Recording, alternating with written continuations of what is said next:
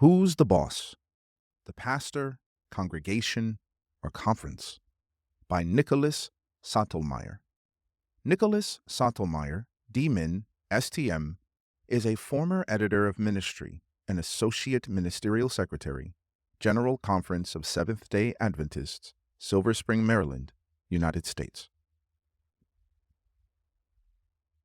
Relationships, whether between two individuals or two organizations, can be very complicated. But what about between three parties? For example, the pastor, the congregation, and the conference. Can such a relationship work well in fulfilling the mission of the church? Or is it a hindrance? Does it create a climate for tension that leads only to winners and losers? To explore the relationship between the pastor, the congregation, and the conference, let us review 4 organizational models that exist in various church organizations. The pastor is the boss model. In this model, the pastor makes key decisions. Church members may have some input, but the final authority rests with the pastor. In congregations like this, lay members have only advisory input. Megachurches often follow such a model. The past 50 or so years have witnessed a significant increase of churches employing this structure. Such churches may thrive under the leadership of the founding pastor, but then decline or disappear when the individual leaves or dies.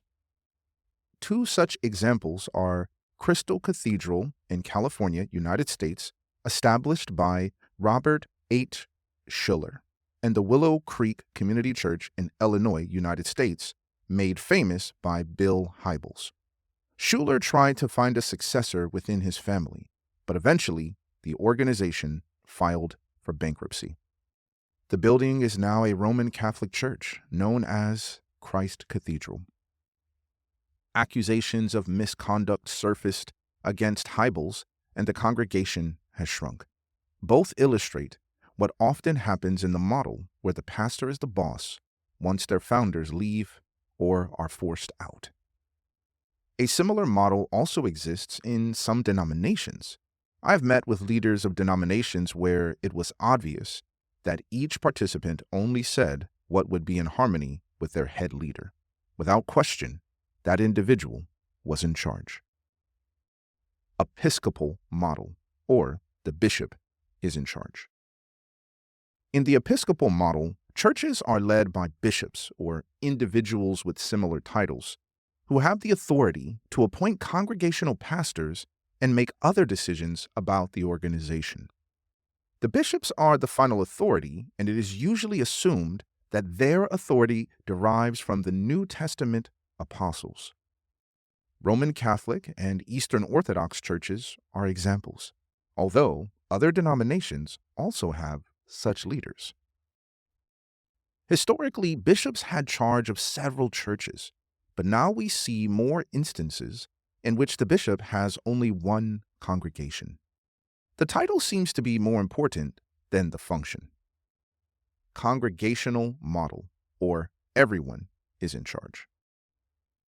In the congregational model, the local congregation controls the selection of the pastor, rate of pay, use of property, all aspects of the church.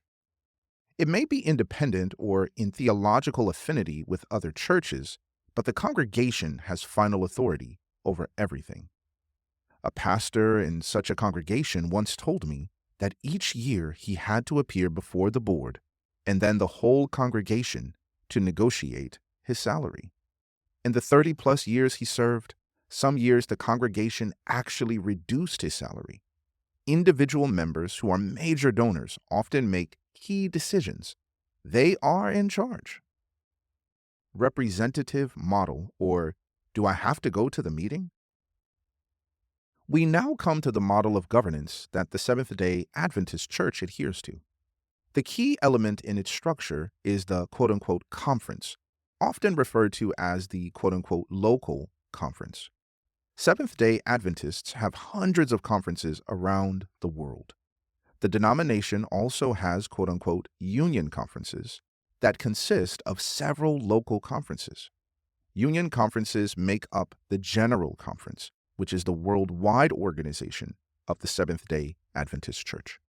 Such a model works best when the elected representatives fulfill their roles because here, the conference is central in the life of the denomination. What is a conference? A conference is an organization made up of congregations in a designated geographic area. Without the churches, the conferences simply would not exist. The conference is much more than an office staffed with individuals elected to various positions. It is tempting to take the position that, quote unquote, they in the conference will do what they want to do. Such a view is detrimental to the denomination because it simply does not reflect the Seventh-day Adventist structure. Every member in the conference territory has a part in the function of the conference. For example, a delegate to a conference session determines who the next leaders will be. Even if, for example, that delegate is not a member of the nominating committee, he or she has the responsibility of voting on the list of candidates recommended by the nominating committee. Even those who are not delegates to the conference session have the privilege and responsibility of voting for those who will represent their congregation. In other words, every church member has input in the process of electing conference leaders and management. The conference, thus, is not quote-unquote them, it is quote-unquote us. Without church members, the conference would not exist. It is vital that church members realize the crucial role they fulfill as members of a congregation and in sending delegates to conference sessions. In this model, the final authority rests with the constituency, and the majority of the constituency consists of church members who are not employees of the denomination. Pastors, teachers, and other denominational employees do not, as a group, elect the conference president and other leaders. They participate in the election process, but the majority of delegates are not employees. The president and other elected leaders is ultimately accountable to the constituency, and between conference sessions, accountability is to the conference executive committee. The executive committee has defined authority as specified in the conference constitution and bylaws. It is also ultimately responsible to the conference constituency. It is important to realize that the conference is an organization of individual churches. Churches are member groups that have asked to be both organized as a church and members of a conference. Delegates from the existing congregations in the conference, by vote, accept new groups as organized churches. The newly organized church has the same privileges and responsibilities as the other ones in the conference. In other words, the conference is one body with many parts. The parts are congregations and other entities, schools, camps, etc., that then make up the entire conference. Such a structure has enabled the Seventh-day Adventist Church to be a truly worldwide movement. It is one of the few denominations that accepts the entire world as its mission field. Tithing. What is it that makes such a worldwide approach to mission possible? At times, I have noticed in congregational bulletins a statement like this, quote, "All tithe goes to the conference," end quote. Technically, that statement is correct, but functionally, it is not. The implication is that the congregation does not benefit from the tithe returned by members. Actually, the tithing system of the Seventh-day Adventist Church is foundational to the mission of the church. By pooling the tithe of all the churches in a conference, we are able to fulfill a worldwide mission. Without the tithe-sharing system, we would not be the denomination that we are. In a conference where I worked, out of the 80-some churches, 2 of the churches were responsible for about 20% of the tithe in the entire conference. Our system of tithe sharing meant that small congregations in that conference had pastoral leadership because of the large amounts of tithe from 2 congregations. Furthermore, our tithe sharing system not only spreads the tithe within a conference, but also shares it worldwide. Such a system has provided stability and fairness in the Seventh-day Adventist Church. It enables pastors to receive the same salary regardless of the size of the congregation. Very few other denominations have such a system. In some denominations or independent congregations, some pastors receive less than a living wage, while others get huge salaries. That disparity does not exist in the Seventh-day Adventist system. The pastor and the conference. In the Seventh-day Adventist denomination, the pastor is an employee of the conference assigned to a particular church or multi-church district. The church manual states, quote, "Because the pastor is appointed to the position in the church by the conference, the pastor serves the church as a conference employee, is responsible to the conference executive committee, and maintains a sympathetic and cooperative relation to, and works in harmony with, all the plans and policies of the local church." End quote. While the conference executive committee appoints pastors, the conference leaders may seek input from the congregation needing a pastor. The pastor works under the supervision of the conference president. Conference presidents usually have other individuals who assist them in the fulfillment of various responsibilities, but the president is the chief elected leader. During my years as a minister in the Seventh-day Adventist Church, I found it helpful to have planned meetings with the conference president once or twice a year. It opened channels of communication and helped me in fulfilling my role as a pastor. Also, it kept the conference president informed about the congregation to which I was assigned. The pastor and the congregation. The pastor is a church's conference-appointed leader. As outlined in the church manual, the congregation elects various church leaders from its membership. It is important to realize that the pastor is accountable to the conference with specific responsibility for a congregations. What, then, is the relationship of the pastor to the congregation?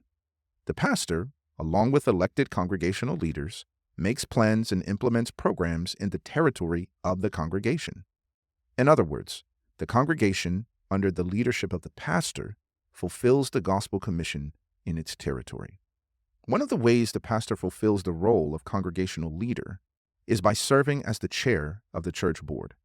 In certain situations, a pastor may desire to be relieved of that responsibility. In that instance, the pastor may ask an elder to serve, quote, as chairperson in cooperation with the pastor, end quote. While the pastor leads a congregation, the conference president continues to have responsibilities for each congregation and has ongoing access to them. The church manual states, quote, he, the conference president, has access to all churches and their services, business meetings and boards, without vote unless by the church, or unless he is a member of that congregation. He may, by virtue of his office, preside over any meeting of any church when necessary. He has access to all church records. End quote. Such access is not for the purpose of control. The dynamic relationship between conference leadership and the congregations seeks for all churches in a designated area to be united in purpose and mission. Why does it matter? The organizational system in the Seventh-day Adventist Church is not meant to control the congregations and members. Rather, it exists for the purpose of faithfulness to the Word of God, safeguarding the assets of the church, and fulfilling the church's mission. The conference is not some separate organization. It is the sisterhood of congregations. The organizational system we have gives us the opportunity to faithfully proclaim God's message throughout the world. It is all about mission. For bibliographical and biblical references on this article, and for much more content for pastors and church leaders, please visit ministrymagazine.org.